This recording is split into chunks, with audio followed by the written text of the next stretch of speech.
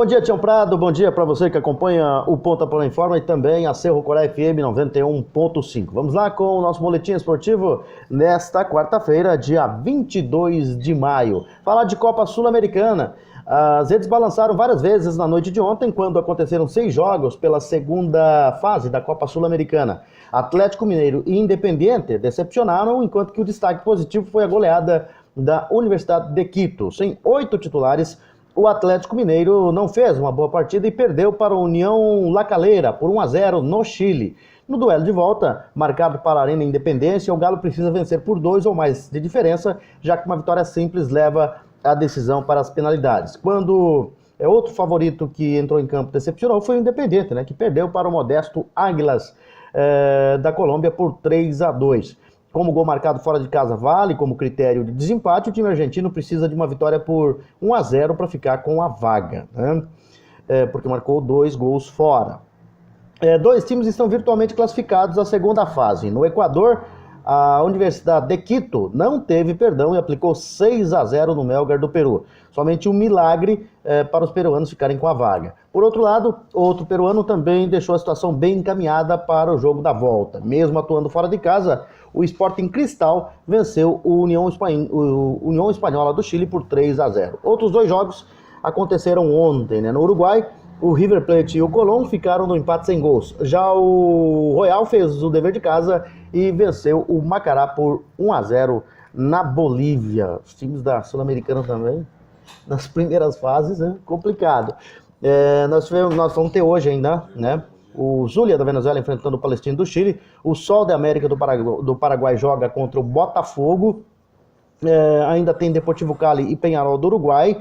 O La Equidad joga contra o Deportivo Santaní do Paraguai. O Liverpool do Uruguai enfrenta o Caracas da Venezuela. O Corinthians amanhã joga contra o Deportivo Lara da Venezuela. O Montevideo do Uruguai joga contra o Cerro Uruguai, o clássico uruguaio na Sul-Americana.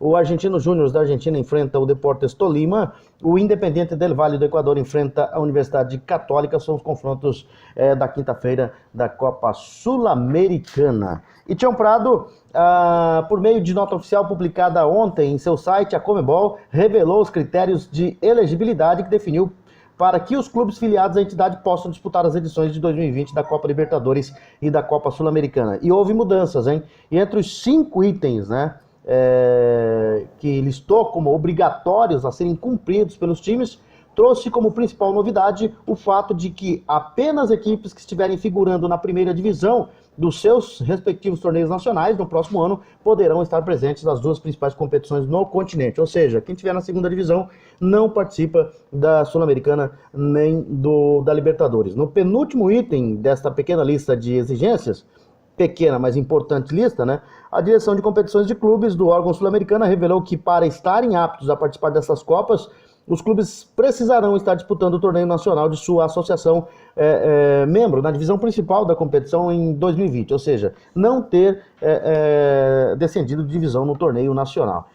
E se acontecer, por esse polêmico critério adotado agora pela Conmebol, clubes que hoje estão nas séries B e C do Campeonato Brasileiro, por exemplo, não vão poder jogar Libertadores 2020, mesmo que conquistem o título da Copa do Brasil, por exemplo, aqui no Brasil. Nas oitavas de final da atual edição deste último torneio estão presentes 3 times que hoje fazem parte da terceira divisão nacional: o Paysandu, o Juventude e o Sampaio Corrêa. Se algum time desse for campeão da Copa do Brasil, não leva a vaga para a Sul-Americana nem a vaga para a Copa Libertadores. E Tião Prado, falando de Campeonato Brasileiro da Segunda Divisão, a 5ª rodada da Série B foi aberta ontem com 2 jogos. O Bragantino assumiu a liderança ao vencer o Figueirense por 2-0 no estádio Nabi Abichedid, em Bragança Paulista.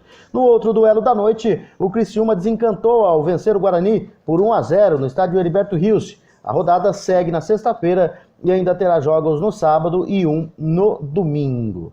Ítalo de cabeça aos 40 minutos do segundo tempo e Claudinho aos 48 minutos garantiram um triunfo que colocou o Bragantino no topo. O clube paulista chegou aos mesmos 10 pontos do Londrina, mas supera o rival paranaense no saldo de gols 5-3. O Londrina, porém, ainda jogará nesta rodada, e o Figueirense, enquanto isso, fica em 10º lugar com apenas 6 pontos, 2 a menos do que o Cuiabá, que é o último integrante do G4. E o Cuiabá ainda joga, né, na rodada. O próximo compromisso do Bragantino será contra o Vitória no dia 31 de maio, às 20h30, no Estádio Barradão, em Salvador. Na mesma sexta-feira, às 18h15, o Figueirense vai receber o Atlético Goianense no Estádio Orlando Scarpelli, em Florianópolis. Em Santa Catarina, o Criciúma finalmente desencantou na Série B. O Tigre venceu o Guarani com gol de Léo Gamalho aos 10 minutos do primeiro tempo. O centroavante recebeu na entrada da área e soltou uma bomba no ângulo, marcando um golaço. O resultado tirou o clube catarinense da zona de rebaixamento. O Criciúma ultrapassou inclusive o Guarani, chegando ao 14º lugar. O Bugre está um degrau abaixo com os mesmos 5 pontos.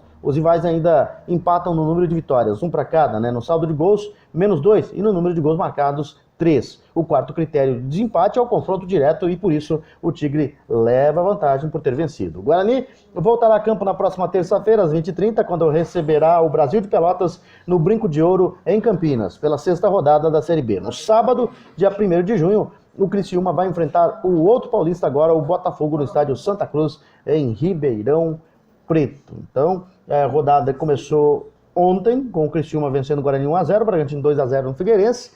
E agora teremos na sexta-feira o Coritiba enfrentando o Cuiabá, o Operário de Ponta Grossa joga contra o Botafogo, o CRB enfrenta o Vila Nova e o Sport joga contra o Londrina. No sábado tem São Bento e Oeste, Ponte Preta e Paraná, Brasil de Pelotas e América Mineiro, e no domingo Atlético Goianense e Vitória. São essas as informações, Tião Prado. Nós voltaremos, se Deus quiser, amanhã com mais informações aqui no Ponta por Informa, também na Cerro Corá FM 91.5.